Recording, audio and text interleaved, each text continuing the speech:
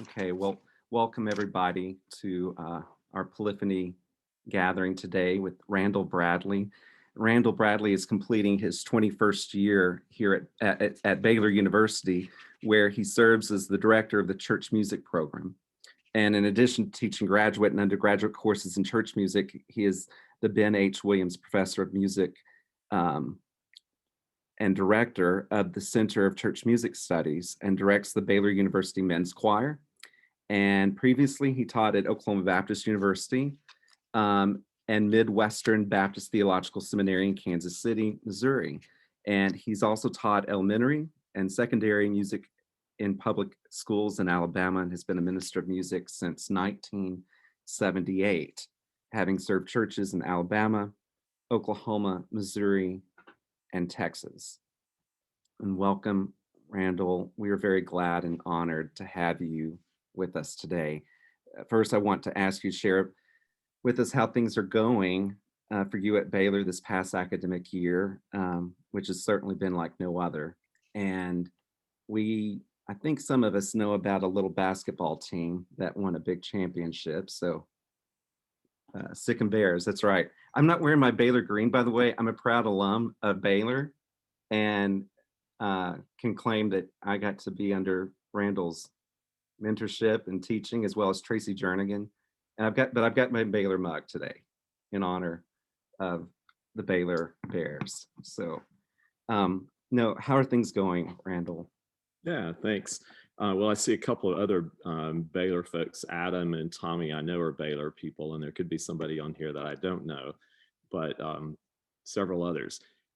Thank you. It's been a crazy year in my life. Some of you know that just a little over 2 years ago, my wife was diagnosed with pancreatic cancer, and after 9 months of struggle with cancer, she died 16 months ago.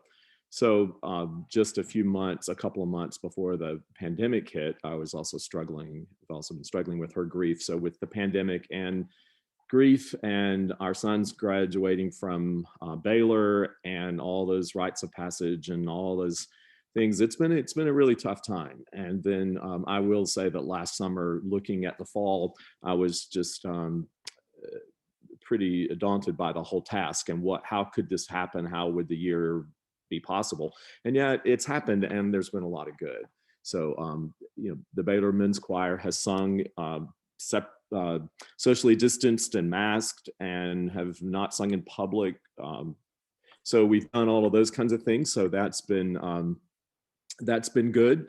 Work has gone on. We've taught, and hopefully learning has occurred. So it's really been a good time in the midst of all kinds of other challenges, and within the context of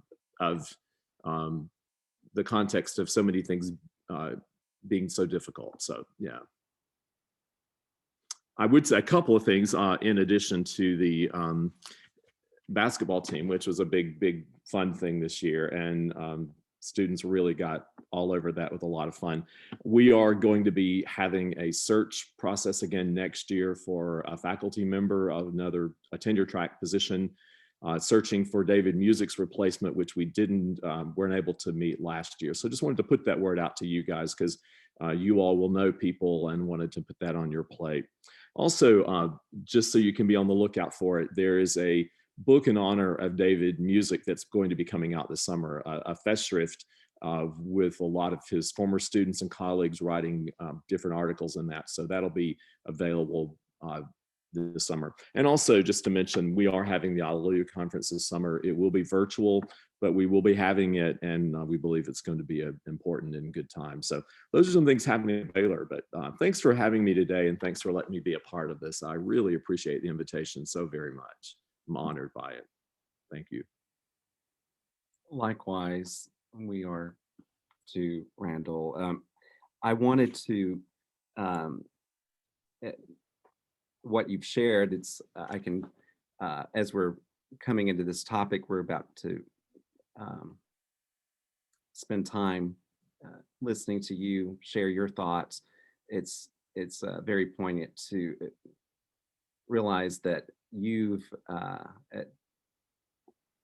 have received pastoral care in a way this past year from persons that it's probably been most significant time in your life to receive it as you've gone through this journey.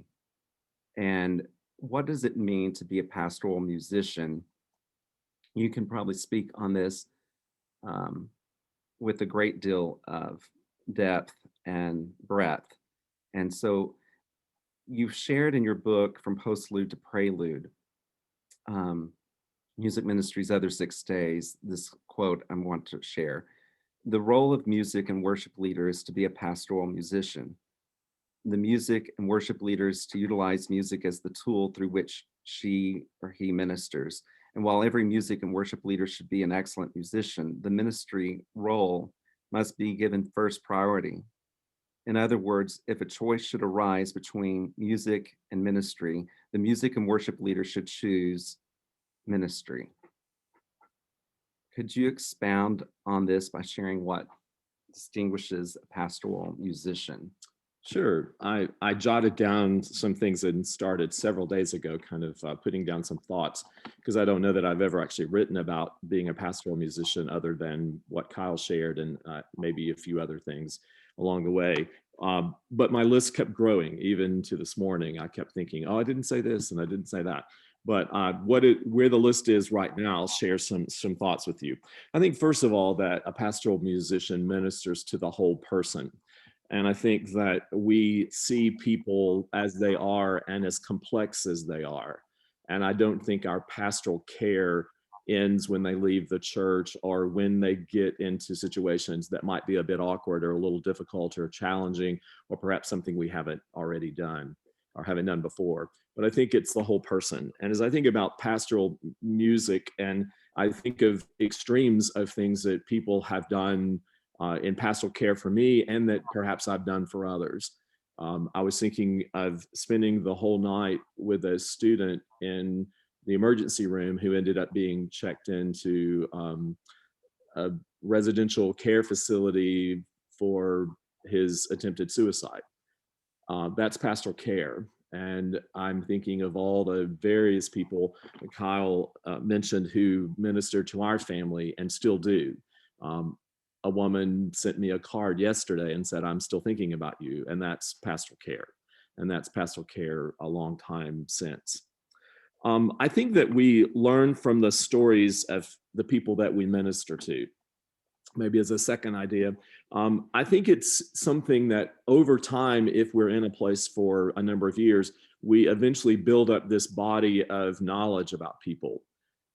I have been at Calvary Baptist for most of 19 years, and it's really pretty incredible sometimes how much I know about people, the ones who have been around a while. And yesterday I was at church and we had a person that died, and then our staff, they're all young, and most of them they're way younger than I am, like 20 years younger is the next one. So it's pretty crazy actually. But this person that had passed away, I was remembering who in the congregation is connected to this person because he is 96 and hasn't been in worship for several years. And then I was remembering who knew him well and who other people that should know, and we should be sure these people know, and then how did they know him and all this sort of stuff. So it's you just have all this stuff that you remember about people, and that's pastoral care. And it occurred to me yesterday that is not only pastoral care to the person, to that family, but it's pastoral care to my colleagues who are benefiting from what I know about people. That also is a mode of pastoral care because it then helps them to minister. I think that pastoral care includes identifying verbal and nonverbal communication quickly. Sometimes we might have an out for ourselves by saying, well, they didn't tell me, or I didn't know. Well, they might have told you, you just didn't hear it. You didn't see it. You didn't see it in the body language. I can't tell you the number of times that I follow up in a week or two regarding, I just didn't quite feel right about you when I saw you on Zoom the other day. Something didn't look right about you. And I follow up on things.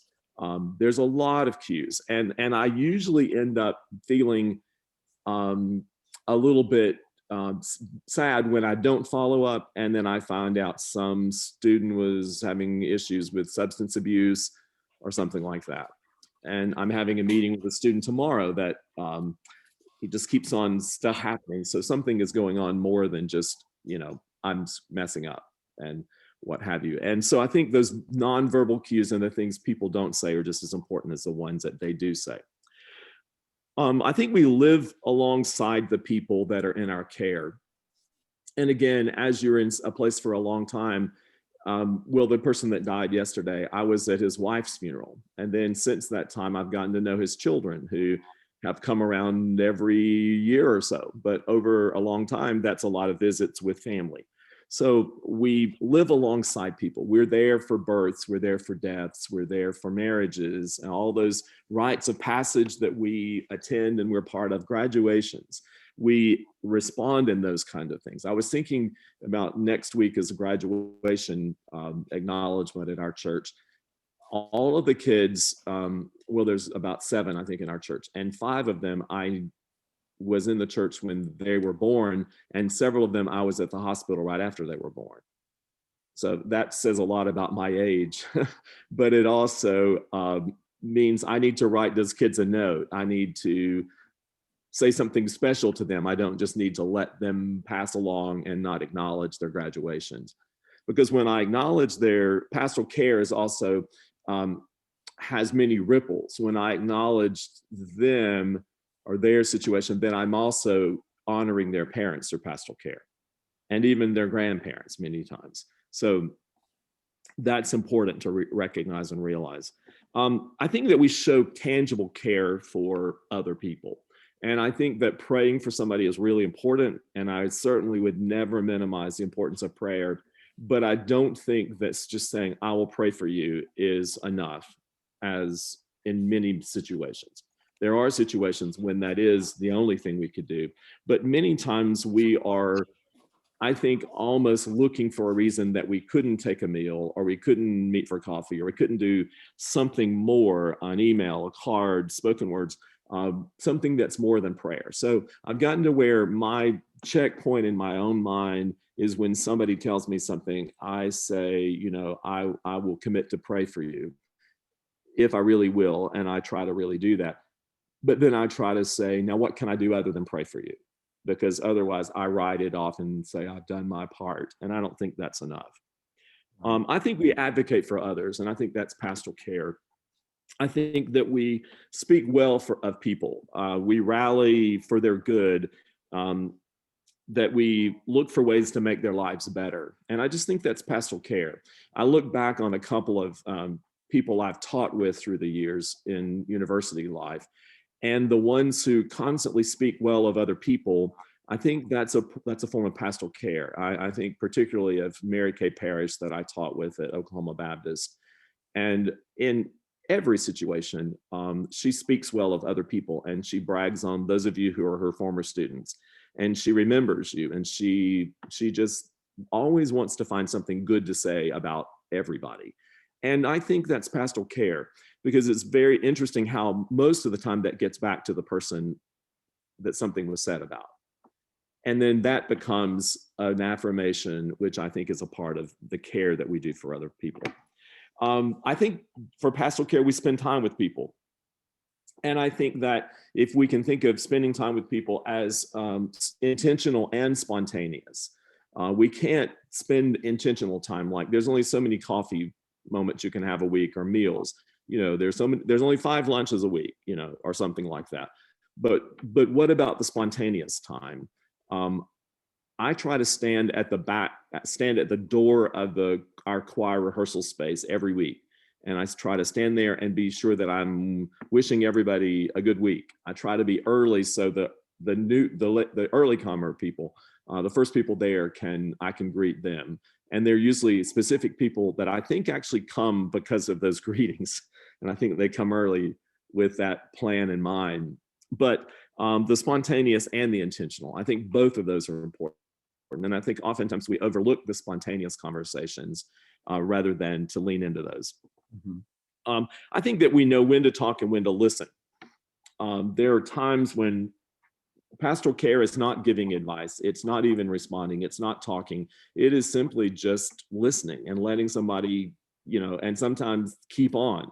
Sometimes I think pastoral care for me happens in the parking lot.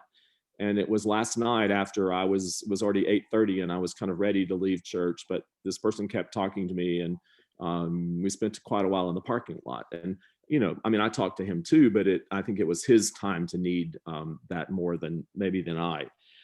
And I also think sometimes it's actually being with someone when you're not listening or talking. In other words, both of you are silent. You just have a presence with you. And I've realized the importance of that. Here's an example of pastoral care that wasn't done by a pastor, but I have had all these things in my house to go through, and Brenda's things, and I still have most of them to do.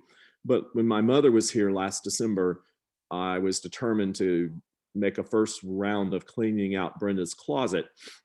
And what my mother did was just put a chair there by the closet, and she just sat there for hours while I talked and sorted through things. And she did little ticks to see how many of this we had and how many of that and all this kind of stuff. So she really didn't say anything or do anything. She just sat there and gave me the confidence to do what I needed to do. So sometimes I think, especially hospital visits, things like that, there just isn't anything to say. But the presence of someone there, I can tell you in my own experience, is huge.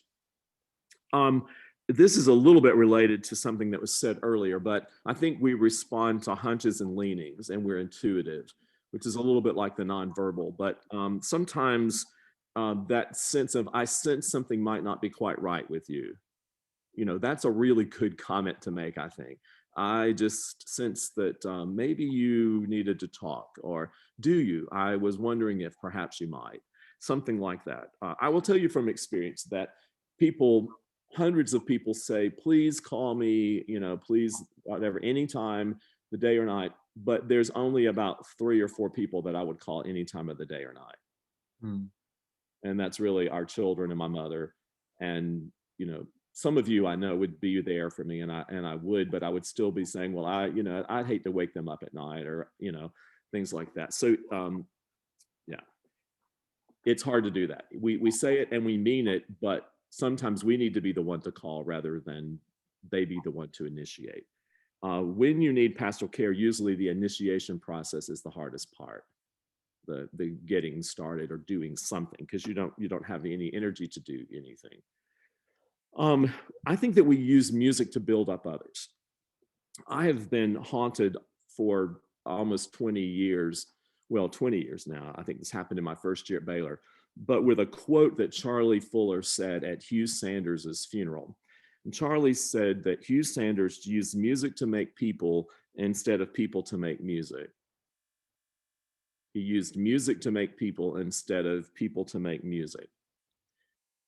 And I have tried all through the years. I have tacitly, I won't use the J word, the judge word, but I've tacitly evaluated my colleagues on the ones that used people to make music or the ones that used music to make people. And I want to be the person who has used music to make people. Music is our medium. It's a way that we use music. We allow music to be the tool, the piece through which we are able to help people form and to help form people. So I really suggest that to you. So I actually think choral rehearsals are pastoral. I think every time we're with people, and all the music making is a part of pastoral care. But it's only a part of pastoral care if we see it that way. And we know that as I said in the quote that Kyle mentioned, that the ministry comes before music. I think we help relate text to everyday life. And in one way, I hate to say that, because sometimes I've been in choir rehearsals where the person leading the rehearsal spends all the time preaching about the text. And there's very little, and it just goes on. But I think taking a minute or two, asking. Last night, I we sang the text of Blessed Assurance, or an anthem we're singing soon. And I simply said, what's your favorite line in this text? And within the next minute, 4 people said their favorite line, and I said mine, and then we went on. But we had highlighted the meaning of that text just through a very quick little thing. Last night was our last night of choir for a while, and so we had 6 pieces in 60 minutes. So that was we had to get with it. But just highlighting the text and making something, making people aware of the text. I think that pastoral musicians view worship as grounded in pastoral care. Many, many years ago, when I was teaching in seminary at Midwestern Seminary, the dean of the faculty at that time, it was just one dean, he talked to me one time about preaching as pastoral care and how important it is to know people as you preach. And he had been a long-time preacher, Vernon Davis. Some of you may know him from some other context. But that pushed me to make that extension into seeing worship as pastoral care. That worship is a way in which we show pastoral care, in which we ground pastoral care and worship. So we know what's going on in people's lives, and because we know where their lives are, that influences what we sing. When I plan worship, I try to stand in the front, look at the congregation, and see all of their faces and see all of them. And so as I'm planning worship, they are talking back to me. We are having a conversation about what is it that I need? And I'm aware that these people are doing this and these people that. So I view even worship as a conversation of people that don't ever know that they're conversing with me. And I think that certainly worship is grounded. So I wrote down on my list, we plan and lead worship for people whom we know and love in a specific context. So the people that we're planning for are people we know and love, but in a specific context. So they're not just generic Christian people that we know that, we're planning for. They're people we know and love, and the ones in this place. I think we choose texts that can make a difference in people's lives. Choral text, hymn text, and that's one of the reasons that I try every Sunday in our congregation to be sure that there is a text in our worship that is a thoughtful, deep text. So something to take home and chew around on, something to ruminate on during the week. I also am very, very particular about texts that the Baylor Men's Choir sings. And we sing some things that are in other languages, and we sing, all kinds of standard things. But I try to be sure that during a season, we have a couple of texts that I put in there just because they have the ability to transform someone's life. I think this is something that you can sing when you're struggling. This is something that can bring new light to your world. And so I'm just very careful to put some things in there that really make a difference, that a student can use in the future in the most challenging of times. And usually those are the things that students grab onto. But I do the same thing at church. We might sing some things that have all kinds of purposes, but some of them are simply text that we need to hear, that we need to be chewing on week by week. I think that related to that, we help to construct the parishioner and the choir members' soundtrack for their life soundtrack. It's just really, I know you all have this same experience every week, so I'm literally speaking to the choir here, but people say, oh, I sang whatever all week, or these words kept on going through my mind for the rest of the week. We hear those words a lot. And I think that means we simply are singing, we are providing a soundtrack. And I want us to think that we are always providing an ever-growing soundtrack, an ever-increasing soundtrack. So we retain what we know and we add to that soundtrack. I also think it's important sometimes to come back and review the soundtrack, because I am very keen at forgetting a lot of what I actually have learned at other times. So that's something that I tend not to do as well, because I tend to be always headed toward new, and I'm always learning and wanting to learn new things. And sometimes I forget to go back to other things. I want to say at this point that that we work to continually improve pastoral care skills. I have heard people say, I'm just not really that pastoral. I'm just not very good at that stuff. Well, as I tell my students, if we are ministers, then it's not up to us to decide what we're good at.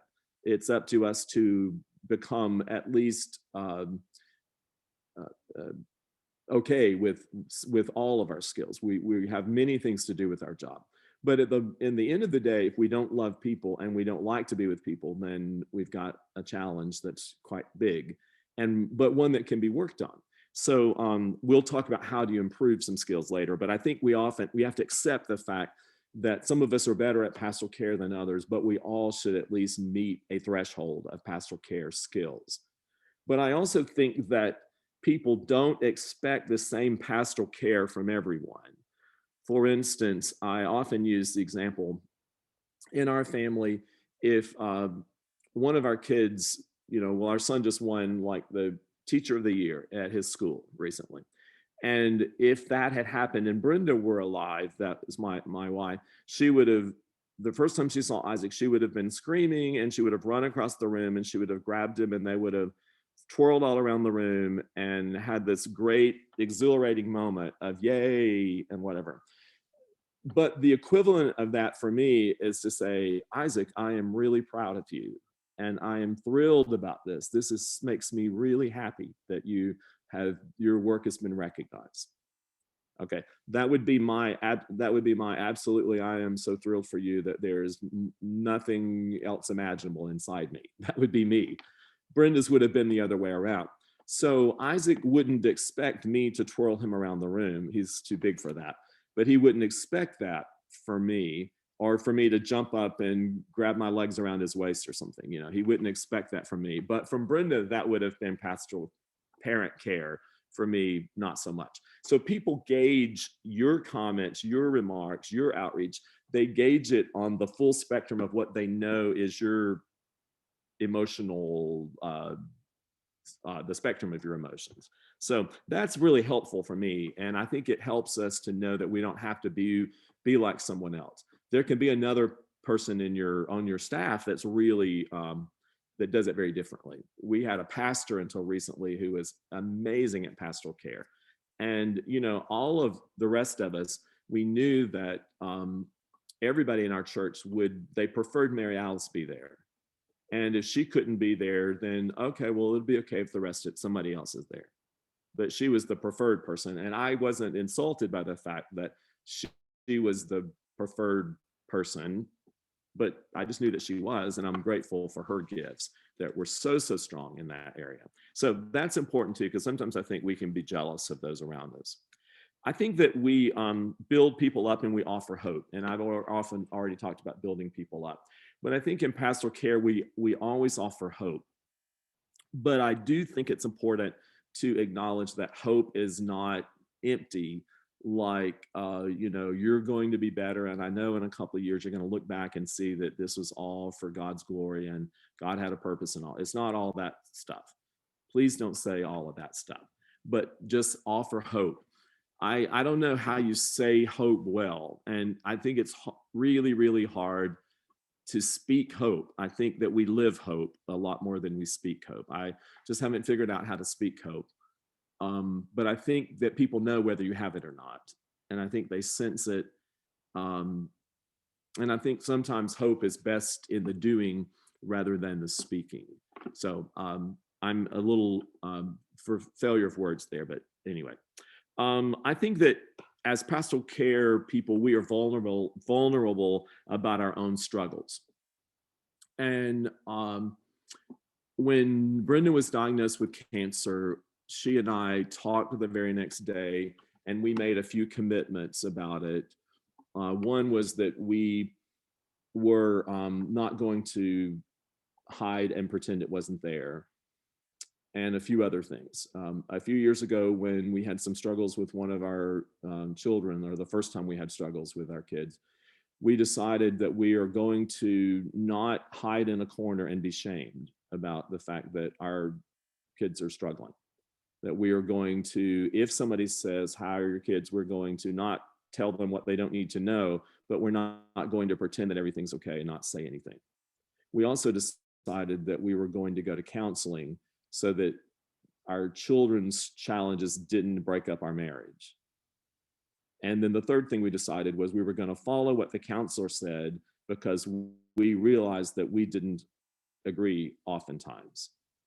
And our hearts were not, heads and hearts got all out of place. So I'm just simply saying, be vulnerable about your own struggles. I got a note yesterday from someone that I met last week at a banquet in Houston who said, "Thank you for being vulnerable about your own life. That has inspired me greatly." And then as I was vulnerable, these other people were vulnerable. I think as pastoral care, as ministers, we have to risk the vulnerability piece first, because in most people's eyes, we are the person of power. And the person of power has to lead out on the vulnerability before the person in the lower power position does. Okay, so many times we think it's the opposite, because I am an important person, and you might imagine yourself a big deal or something like that, then you couldn't dare be vulnerable, because what if you showed your flaws? Well, I've begun to realize that showing your flaws is probably the most important thing, within reason, not so that you're the recipient of everything. The next thing is we admit that people have big problems, and we learn not to be shocked by them. And that seems like it's redundant, but then not to be shocked by them. What's the worst thing somebody can tell you or share with you? Well, the worst thing somebody can share with you should be something that you can actually that you can receive. I think it's just incredible. It'd be very, very important that somebody know that they can't tell you something that you might not have heard before. So as ministers, we absolutely cannot be naive. And I tell my students sometimes, I am a lot of things, but I am not naive. And you probably can't shock me. Well, that I think gives them permission sometimes just to say some things that, that they may not have the freedom to say otherwise. So anyway, if you have a very vulnerable, like perfect life where you haven't lived and known deviant people and all kinds of things, I would encourage you to, go be a counselor at the local jail, or work in some place where life is not so sanitized, and really get into the nitty gritty. I think it's so important for us as ministers to be that not naive person. I think we follow up with people. I have a list of people I need to follow up with. And some of them have been on there 2 or 3 weeks, which it's not great that it's been 2 or 3 weeks, but at least I wrote them down, and I will eventually follow up with them. I'll send a card or something like that. Some of these people are like folks I haven't seen at church in a long time. And I just think something's wrong. Back to that hunch. I just afraid something is not right, and I write these names down, and then eventually I'll follow up, even if I can't do it immediately. I think that we practice and study hospitality. Hospitality, I think, and pastoral care are very connected. In hospitality, we create common spaces, meaning spaces where give and take are possible, where conversation, where interaction is possible. We welcome the stranger, and we welcome the friend in hospitality. And hospitality is always reciprocal. The hospitality is not just something I offer you, but it is something I receive from you.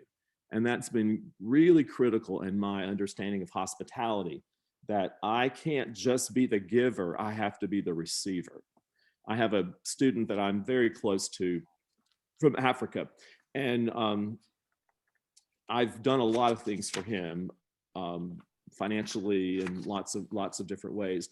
But it occurred to me pretty quickly after we became friends that I have to receive from him. And so he said sometimes, please don't pay me for everything I do at your house, because I need to give too, and you're taking the joy away from me. And I already knew that, and I'd already written a chapter in a book on hospitality.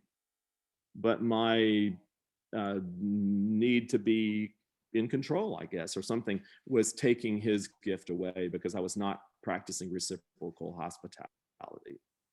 Okay.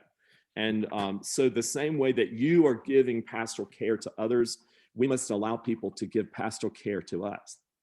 And if they share their hearts with us and they bare their souls, and then we act like that we have everything together and we never say, you know, I've been there myself, I've struggled myself.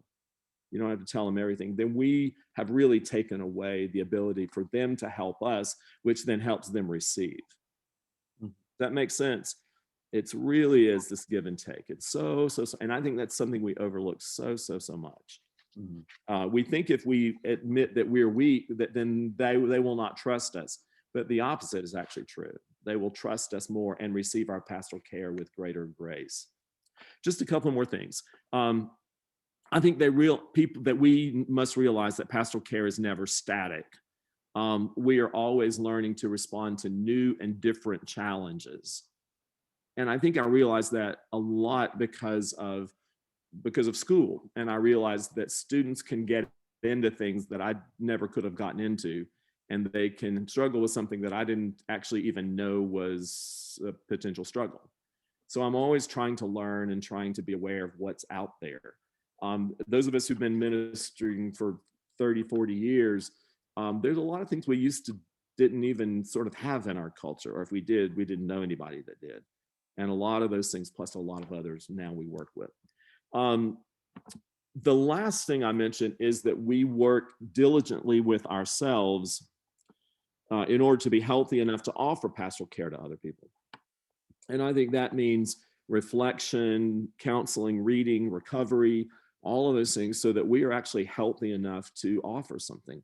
Because you can be in the place where I have been in the place. I am sometimes still in the place where I am so sad and whatever, that it's really hard for me to be present for other people because I don't have a lot of margin left. But I will say that sometimes for me to get to help someone else helps me to be stronger, Mhm. which is the other side of it. And I believe that's a God thing. I believe that God comes alongside us and is there for us. And that's my long answer to your brief question, Kyle. Yeah, that's great. Um, I had told Doug Haney as co-host of these Polyphony meetings, when this question came up, what does it mean to be a pastoral musician? It came up last summer in one of our Polyphony meetings in the early days of the pandemic. And we put it on the back burner for a Polyphony meeting, thinking this should be something we explore more. And then when it came to thinking of persons to share, you immediately came to mind. Just knowing who you are from my OBU days, Oklahoma Baptist University days, the pastoral care you've given to students, as well as church members and friends over the years. So I knew you would offer a breadth and depth of things there, unpacking this question. Just to follow up on the continued improvement, continually improving our pastoral skills, do you have some practical suggestions on how to enhance those, improve on those? Yeah, let me mention just a few things, and I'll try to go through these quickly. I think the first thing is to observe someone who does pastoral care really well and study their habits and actions. I think that imitation is often the best teacher, and I try to have, well, I just do have some people out there who do this a lot better than I, or maybe do it differently than I, and I try to watch what they do. At school, my colleague Lynn Gackle is amazing at helping students, which I call pastoral care. And I always watch what she does and how she cares about people so very much. I mentioned our former pastor, Mary Alice, who just is so good with pastoral care. I also learned a lot from my late wife, who is very, very good at pastoral care, but was never a pastor. She was a teacher, but my goodness, how much pastoral care she did. Um, yeah. Another thing is reflect on practices that have been meaningful for you in the past. So when you have received pastoral care, what has been helpful for you? And I think the more struggles you have in your life, the better at pastoral care you will be, or at least we should be. If I'm not a better pastoral care minister now, I should be much better after having gone through some of the things that I've struggled with. Learn to make pastoral care individual. I think the best pastoral care are not the ones who always do this at this situation, but it's like management for our children and discipline. We don't do the same thing for every child, and we don't do the same thing for every instance. I tried that years ago in teaching, and it was highly unsuccessful, and I would not commend it to you at all. I think that we find some practices that we do regularly, which might sound the opposite of what I just said, but what are some things that you do regularly, some things that people always know that are pastoral care? I'm going to send a personal handwritten note to every guy in the Baylor Men's Choir, to about 75 guys, and I have the labels ready to go, and I've got to decide what am I going to put these labels on and how am I going to make this personal. But I'm going to send them all a note in the next couple weeks, and I do that every single year for decades. I also send them a Christmas card every year. Those are two big things I do for everybody, whether you have problems or not. Those are just some kinds of things that we do that I think are important. So some regular things that you are just known for this. I always acknowledge every wedding for every student that I have taught who lets me know, which is an expensive proposition. But I have never failed to do that. I have never failed to send money to any person who has contacted me and asked me for something to help with their mission trip. Those are just some things I always do. So, I had never failed to acknowledge a graduation invitation. Okay, but again, or anybody that I just know. So just things like that, that we always do. Those are things we do as ministers. And they're hard when you don't have any money in your early years. And then they're easier when you have more money in your later years, except now I think I should give a lot more money, and I usually do because I could, right? Have something that you leave when you're making pastoral care visits. It can be as simple as a card, just some little card, something you sign. I often buy things when I travel, like a whole slew of bookmarks or a whole pile of pens, or I don't know, something, and then I just pass them along as I go places. So something you kind of keep in your car to pass around to people. And that's just little stuff like that. Take some risks. I say risk awkwardness, risk rejection, and risk lack of knowledge. So just because you don't know what to do doesn't excuse you from doing it. And just because someone rejects you doesn't excuse you from not trying. I'll tell a quick story. Years ago, there was a woman in our church, and some of you heard this at my wife's funeral, but there was a woman in our church who stopped coming, and everybody knew that she was very depressed and very upset, that she was having a lot of mental health struggles. Well, my wife became very convicted that she should go and seek this person out. So she went to the woman's house on a Wednesday night and told me, I'm missing choir tonight and I'm going to check on this person. And so I said, okay. Anyway, she went and got through the door, and the woman would not answer the door. So Brenda started knocking on the windows and said, I know you're in there and I'm not leaving until you come out.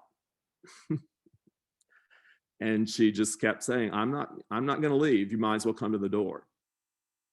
Well, finally she did. And Brenda said, I wanted to tell you in person that you matter and I'm here for you. And what can I do to help you? And I just want you to know that. And then she left.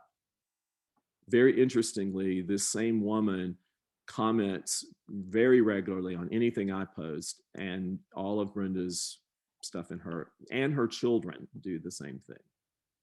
So she's in a different place. She's now a healthy person and her life is going on. And she didn't write Brenda off for being obnoxious. But Brenda was the only person that actually went and said, I'm going to talk to you no matter. Yeah. So anyway, sometimes that's much more in Brenda's personality than it is in mine, I will say. But, I was encouraging her at that point. Two more quick things. Know that pastoral care is not the same as counseling and therapy. So you are not a counselor. You might be, I just don't know it if you are. But you're not a therapist. And so you generally we'll counsel somebody, we'll work with somebody, do pastoral care, but there are places where you simply say, I think you need a counselor for this. And we don't go to certain places. So, and the last one that I'll say is there are some issues that are too big for normal pastoral care. And you still offer pastoral care, but then you bring in other resources. Do I have permission to contact so-and-so on your behalf? Could I do this? Whatever. So know those kind of things. Sometimes specialists are needed. And the last one is related to that, is avoid counseling others that are struggling with an issue that you are also struggling with. And that's been helpful for me through the years. It doesn't mean I can't help them with pastoral care or something, but I know that I'm not the person that needs to unravel this with you because I don't have it unraveled myself. And it's just like they say, the easiest way to, for some drug addictions is to go to rehab. Because with rehab, you simply meet people that will help you find what you need when you get out of rehab. So sometimes we're not the best people to be helpful. So that's all I have to say. I know it was a lot, but thanks. Great, thank you.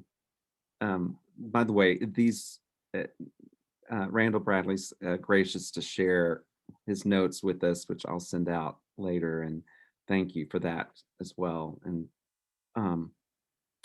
there's a question that's, and I think it's kind of related in a way, Rebecca, your question, as we're, but you mentioned you're doing in-person rehearsals at church, at Calvary, and she asked, how are you handling that?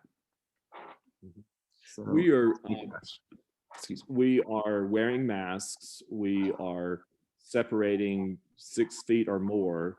And of our 45-ish choir of a year, 2 years ago, year and a half ago, we have about 20 people coming that are coming back at this point. We're rehearsing in 2 different spaces. So we sing for 30 minutes in one space and then move from the chapel to the sanctuary, which for us is across the hall. And then we rehearse another 30 minutes and we only rehearse an hour. So that's how we're doing it. That's what we've done at Baylor all year, is rehearse in 2 separate spaces, not more singing than 30 minutes in one space. Sometimes that's been sectionals, and then moving to 4 small rooms, or we have met in a room, we take a 15-minute break for the room to air out and then come back into the room. So those are the 2 things we've done at Baylor. But at church, we can simply switch rooms and not lose our 15 minutes. And I've thought if that's helpful at Baylor, we've had no COVID cases traced back to any rehearsal all year at Baylor. We've had plenty of people with COVID, or plenty of people that have been out for exposure, but not, or quarantining, but nothing that's been traceable back to an ensemble. Mm-hmm. So I felt like if that's been safe, but we haven't rehearsed all year. We rehearsed about 4 weeks in November, and then we've rehearsed since mid-February. We took a break in there when cases got higher. But our choir right now, I asked them who all has been vaccinated, and 3 weeks ago, only one person had not been vaccinated, and that's like a 22-year-old. So pretty much everybody's been vaccinated. Mm-hmm. I was in a church, another city, over the weekend doing a conference, and they were much further down the line. I mean, they have about 60 in their choir that have come back, and they were singing unmasked and rehearsing with mask, but singing on Sunday without mask. So they were far, far, far down the line, but they say they're about 95% vaccinated in their choir. So our church is not ready to be where they are, but we have moved on at some levels. Yeah. Thank you. Yeah. Thanks, Rebecca, for your question too. Thank you. Good to see you. And by the way, thank you for your comments you've shared in the chat box. To some of you shared. I've made sure I copied, pasted them to send to Randall in case he didn't get to read them while presenting. Tracy, thank you for sharing yours and being vulnerable and sharing that with us. I think uh, all this, I can relate to that too. So thank you for sharing. She says, most of the things I regret in ministry have been when I use people to make music. Great quote to ponder. So, um, are there any other questions, comments, feedback here before we close? I have a question. Dr. Bradley, I had Dr. Bradley in grad school, so I will call him Dr. Bradley till the day I die. I have a question related to people who are complicated. So do you have any tips for pastoral care for your divas and your devos in your music ministry who it just takes every ounce of you to not get frustrated and want to pound them into submission, or you know, I'm looking for some wise help on that. Any thoughts? That's really hard. Very hard. I think I'll say that there are odd people on many fronts, and I am a person who likes odd people. I don't know, I guess because I am one, but I really, I find great value in people who are different, and I learn a lot from people who are very different than I. There are some people in our choir at church who annoy some people a lot more than it's really hard to annoy me. That don't try, but it is. But anyway, I think somebody recently said, I really love the way, I just admire so much the way you deal with, and they gave me some names, and they said, I just don't know that I could do that. And I never thought about it. I actually like these people, but the diva people, I think the best way to deal with them is constantly promote community and constantly talk of community and talk about giving ourselves to something that's bigger than we are, and how important that is, and how we are constantly giving of our own skills, and maybe you do this better, someone else does this better, and talking about things, letting people occasionally, one person a week talk about why I love choir and why this is important to me. Every Tuesday, the Baylor Men's Choir begins our rehearsal with why I love men's choir. And that's just a resetting of why we're doing what we're doing. And it's a philosophical reiteration of things that we all believe in, but then it keeps me from saying that. And I think if you can approach it over time, then you help someone to start to self-regulate and say, maybe I'm not doing that. I think that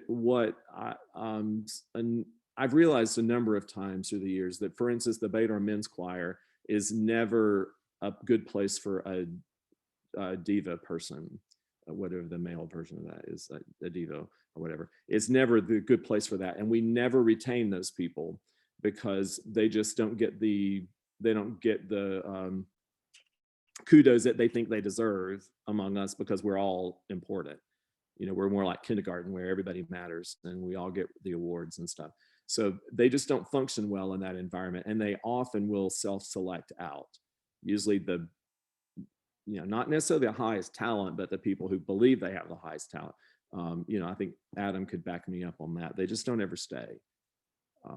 And I think they don't often come to our church choir either, because, we don't have paid singers, for instance, and things like that. We're just us. And I think they find themselves a little not as comfortable, or they either change or they go somewhere else, or they don't come in the first place. Yeah, I said one time to a pianist in our church, I said, this person is deceased. So I said, Barbara, I just don't think there are enough compliments in my body and in my mind to sustain your lack of ego. Or to sustain your ego.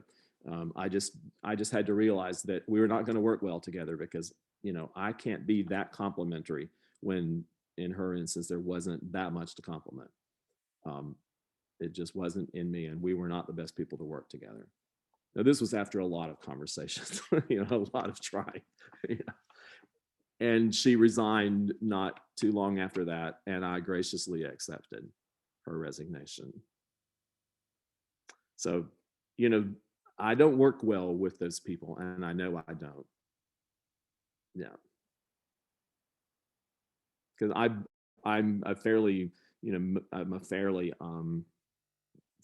internally motivated person, and I'm okay doing the other thing, but at some point you got to believe something yourself, something that's truthful. Sorry, that's all I know, Tracy. Yeah. That's great. No, I appreciate that. I think the emphasis on building the language of community is very helpful. Especially, we have a worship band, and so I have some singers who are very good and they know it, and they wouldn't be who they were without the instrumentalists. So building that we and community language is very important. Yeah. Years ago, there was a woman in our church, not here in Waco, but another church, that just wanted to sing a solo all the time. And we had this solo rotation thing, and she just wanted to sing and wanted to sing and wanted to sing. And she had sung, I used to sing all the time in my other church or whatever. And I just said, I finally just had to say, that's just not who we are here. And she left and went back to her old church. And I hope she's still singing there. I had the opposite kind of on the flip side of this, just to share. I'm aware of our time, of course, but if you need to exit, by the way, anyone, we're not judging you at all if you need to go on. But at the same time, just want to wrap up in a few minutes. But I just want to say the ones who are good and talented, who don't have that diva spirit or diva, that when they're aging, their aging voice. I had a person come to me who taught voice here at Missouri Baptist and was retired a few years ago. And during the pandemic, when we relied on soloists, she said to me, by the end of the summer, she'd sung a few times. She said, I know it's not as good as it once was. I'm not as good as I once was. I can hear some things. And I was really, I knew not to say, oh, you're doing great. You're doing, I knew that's not what she was wanting. And I said, Had, it sounds, you're controlling it well, though. I mean, I said something to acknowledge her truth, what she was sharing, and acknowledge that and say, but let's just, I want to continue, as you feel comfortable doing things and we find the right literature, let's continue this, but just so, but yeah, there's also that side of it, those persons to think about. Yeah. And I'll add to what Kyle said. I think that one of the most humbling things is knowing that you're aging yourself. I have almost stopped demonstrating things in choir rehearsals because I am just not very good at it anymore. And my voice doesn't cooperate a lot of times. So that has been very, very humbling for me. But it's also helped me think, what about how am I going to help other people as their voices age? I actually know the person you're responding to, Kyle. Your hint gave her away in my mind. I heard her sing about 2 years ago and I actually thought she was doing quite well for someone her age. Don't tell her I said that, because that would, but anyway, I thought, wow, she's doing quite well, because she's older, quite a lot older than I am. Yeah. I think it is important, though, that this is another pastoral care thing, that we don't go with the culture and say that old is ugly and old is not fit and older is not good, and that we really, really, really stand against ageism. And in our worship teams, and as I was, church I was in the other day, the front line, as they called it, that we have some older people up there. I think it's really important that we show some gray hair and stuff in the front. And some of the churches are very, very gray, but some aren't. And I want to be the advocate for the older people too, and say that we sing differently as we get older. It might not just be ugly, and even to imagine that as an older person, you're not ugly, you're different. Even though I did say not long ago, my best pictures have already been taken. So, yeah. Well, thank you, Randall, thank you so much. I keep saying Randall. I do say Dr. Bradley, but I'm in this session. I know that many of you see him as Randall, that have known him as a friend, a colleague, cohort over the years. So I go back and forth, Tracy. Feel free to call me whatever you are most comfortable calling me. You're so disrespectful, Kyle. Never think of Kyle and disrespectful as going together. I know. Just by the way, just a housekeeping note. In 2 weeks, Dr. Bradley's colleague, Dr. Terry York, is going to be our guest presenter. It's actually going to be an interview that Mark Lawson at ECS Publishing Morningstar is going to conduct the interview, because Terry has a book coming out on May 17th, the Monday before our meeting, called Let Our Words Become Flesh, which are resources of litanies and prayers that he's written. That's going to be available Monday, May 17th, and he'll be our guest on the 20th. So just that note. Thank you so much, Dr. Bradley. Oh, and thank you for your comments, Dustin. I've been copying all of these to make sure I've got them as record. Yeah, thanks. I'll close our time with a prayer and benediction, and we can go on with our day. I'm using a prayer of thanksgiving from the morning, from the Book of Common Prayer, the daily morning office. Almighty God, Father of all mercies, we, your unworthy servants, give you humble thanks for all your goodness and loving kindness to us and to all whom you have made. We bless you for our creation, our preservation, and all the blessings of this life, but above all for your immeasurable love and the redemption of the world by our Lord Jesus Christ, for the means of grace, for the hope of glory. And we pray, give us such an awareness of your mercies that with truly thankful hearts, we may show forth your praise, not only with our lips, but in our lives, by giving up ourselves to your service and by walking before you in holiness and righteousness all our days. Through Jesus Christ our Lord, to whom with you and the Holy Spirit be honor and glory throughout all ages.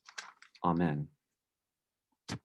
And glory to God, whose power working in all of us can do infinitely more than we can ask or imagine. Glory to him from generation to generation in the church and in Christ Jesus forever and ever. Amen. Peace, friends.